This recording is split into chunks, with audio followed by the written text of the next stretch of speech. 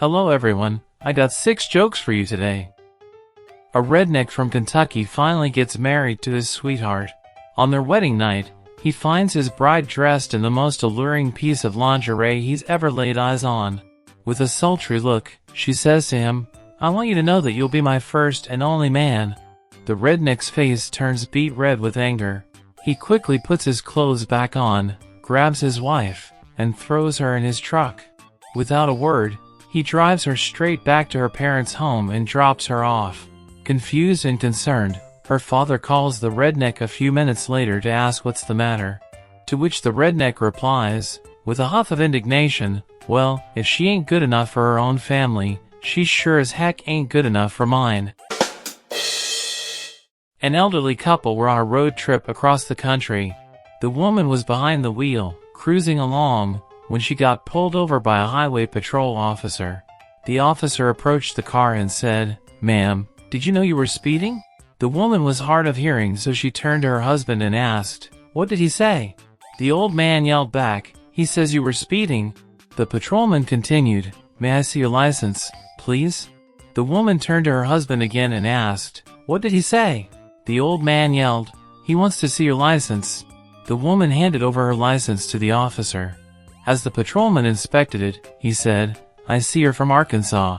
You know, I spent some time there once and went on a blind date with the most unattractive woman I've ever laid eyes on."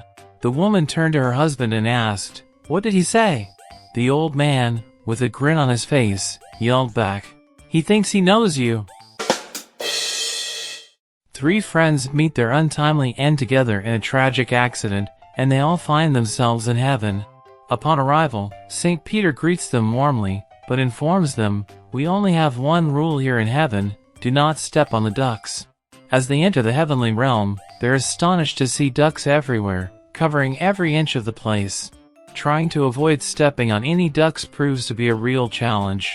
Despite their best efforts, the first man accidentally steps on one. St. Peter appears immediately, accompanied by the most hideous woman the man has ever seen. He chains the woman to the man, announcing, "Your punishment for stepping on a duck is to spend eternity chained to this unsightly woman."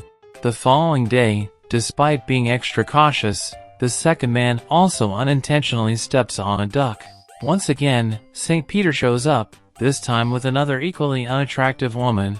He chains the woman to the second man, reiterating, "Your punishment for stepping on a duck is to spend eternity chained to this ugly woman." The third man, having witnessed the fate of his friends, becomes even more careful with his steps, determined not to be shackled to an unappealing woman for all eternity.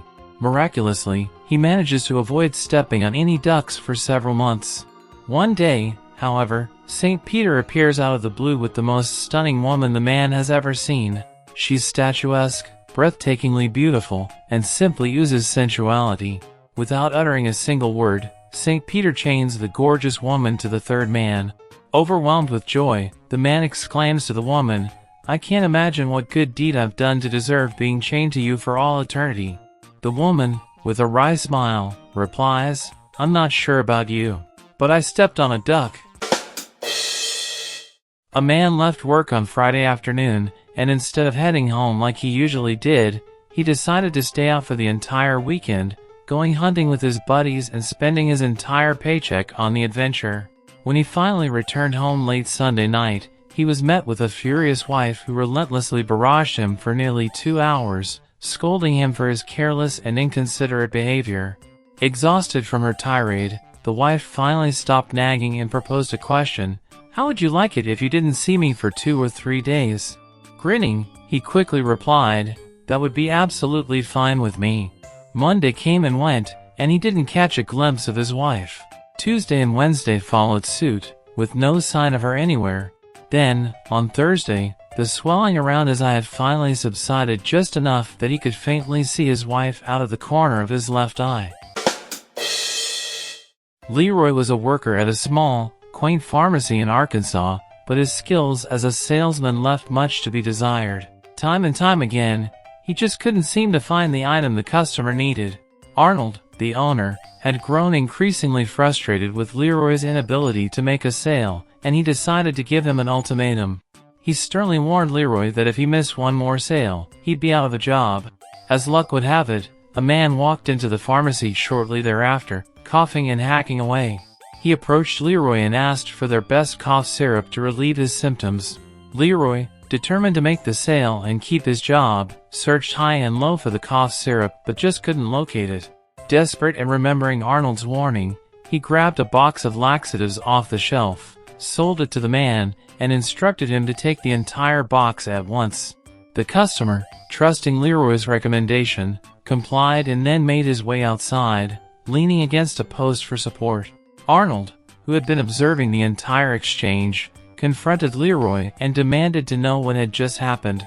Leroy, trying to justify his actions, explained, "Well, the man came in looking for something to help with his cough, but I couldn't find the cough syrup.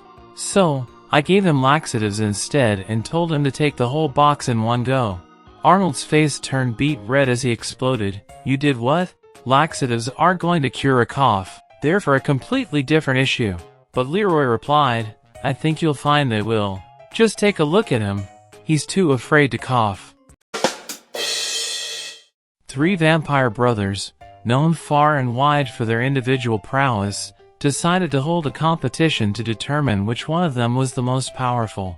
The first brother was renowned for his immense strength. He confidently announced, "Watch this," and took off at a staggering speed of nearly 100 miles per hour. After just 2 minutes, he returned, his mouth covered in blood. Astonished, his brothers asked, "What happened?" "Do you see that mansion over there?" he replied. "Yeah. Well, I went over there and drained every single family member of their blood. They are all dead." "Wow," his brothers exclaimed, as expected, "you truly are the strongest." Next up was the second brother, the oldest and the wisest among them.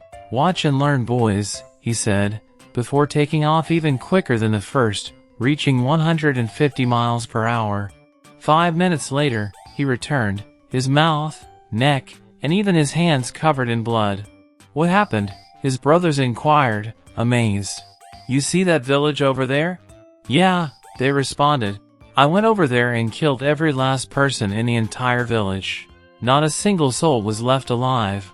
"Wow," his brothers said in awe. "As expected, your age and experience have made you incredibly formidable." The third brother, known for his unmatched speed, was the last to go. "Watch this, and don't blink, or you might miss it." He flew off faster than the others, reaching at least 200 miles per hour. In a mere 10 seconds, he returned, his entire mouth, nose, and neck drenched in so much blood that it stained the front of his shirt. "What happened?" his brothers asked, completely shocked. "Do you see that enormous tree over there?" "Yeah," they replied. "Well, I didn't,